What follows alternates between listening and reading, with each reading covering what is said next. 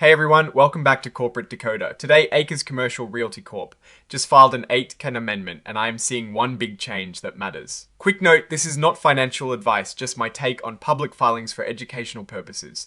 This filing is essentially an update to a previous report, and it points to a significant piece of financial information being added. So what exactly is this filing about? Well, it is an amendment to a previous report, meaning they are correcting or adding to something they already filed.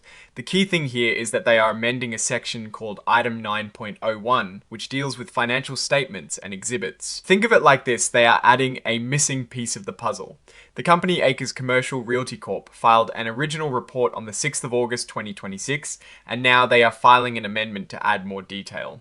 They explicitly state that this amendment is solely to add more information to Item 9.01b, which is about pro forma financial information. Everything else in the original report stays the same. Now, let's get to the meat of it. Item 9.01b is where they are adding something new. They are filing something called unaudited pro forma, condensed combined consolidated financial information.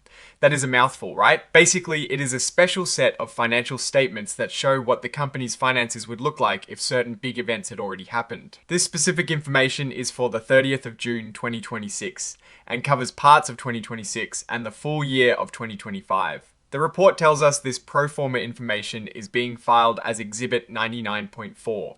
They say it is for illustrative purposes only, meaning it is not the actual financial results, but a projection of what could have happened. It is a way to show the potential impact of recent major corporate actions, like a merger or an internalization, as they put it. Looking at the company's registered securities, they have common stock and 2 series of preferred stock listed on the New York Stock Exchange. This tells us they are a publicly traded company with different classes of stock available for investors. The ticker symbols are ACR for common stock, ACR-PRC for Series C preferred, and ACR-PR. D for Series D preferred. This is important because these preferred stocks often have fixed dividend payments and their performance can be a good indicator of the company's stability. For instance, their Series C preferred stock has a fixed dividend rate of 8.625%, which then floats. This means it starts with a set percentage and can change later. It is also cumulative, meaning if they miss a dividend payment, it builds up and must be paid later. And it is redeemable, meaning the company can buy it back at a certain price. This is a pretty standard structure for preferred stock, giving investors a more predictable income stream than common stock, but with less upside potential. Similarly, their Series D preferred stock has a 7.875% fixed dividend rate and is also cumulative and redeemable. These preferred stocks can be attractive to investors looking for income, especially in a stable real estate environment. However, when a company is undergoing mergers or significant changes, as suggested by the pro forma financials, the stability of these dividend payments can come into question. Now, let's consider the context from outside this filing. ACR's Commercial Realty is in the real estate and mortgage investment trust sector. REITs often deal with a lot of debt and rely heavily on interest rates.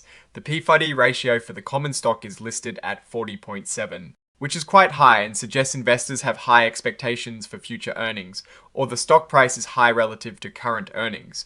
However, the current price is listed as none, meaning it is not available or applicable, with a 52-week range of $20 to $22.68. This might indicate a recent trading halt or a data issue, but the historical range gives us a benchmark. We also see news headlines like one from Seeking Alpha in April 2025, suggesting that the preferred shares, specifically Series D, could earn double-digit returns. This indicates a potential interest in the income generating aspects of the company's preferred stock. However, preferred stock returns are generally tied to the company's ability to pay dividends, which is directly linked to its overall financial health and operational success. The addition of this pro forma financial information in the 8KR is the main story here. It suggests a significant event, possibly a merger or acquisition, has occurred or is about to occur, and the company wants to show investors what the combined entity's financial picture might look like. This is crucial for investors to understand the potential scale, profitability, and risks of the new or expanded company. Without seeing the actual pro forma numbers, we can only infer that they are presenting a hypothetical scenario to give a clearer view of the post-transaction financial state. This filing, by adding the pro forma information, is trying to provide transparency around a major corporate change. It is essentially saying, here is what the company would look like financially if this big deal went through. This helps investors gauge the future earnings potential, the debt levels, and the overall financial strength of the combined business. The risk I am watching is how this pro forma information compares to the actual results. Once they are reported in a regular financial statement, companies often present the most favorable scenarios in pro forma statements, so it will be important to see if the reality matches the projection. My biggest concern is that without the actual pro forma numbers available to us today, we are left to speculate on the impact of these events. What I am actually looking for is the detailed breakdown of revenues, expenses, and assets in that Exhibit 99.4 to truly understand the financial implications of whatever merger or internalization took place. Oh, and the research tools I actually use are linked in the description. They help keep this channel going. That is my take. Stay decoded. If this analysis was valuable, hitting that like button really helps, and subscribe for more deep dives. Join our Discord community, link in description.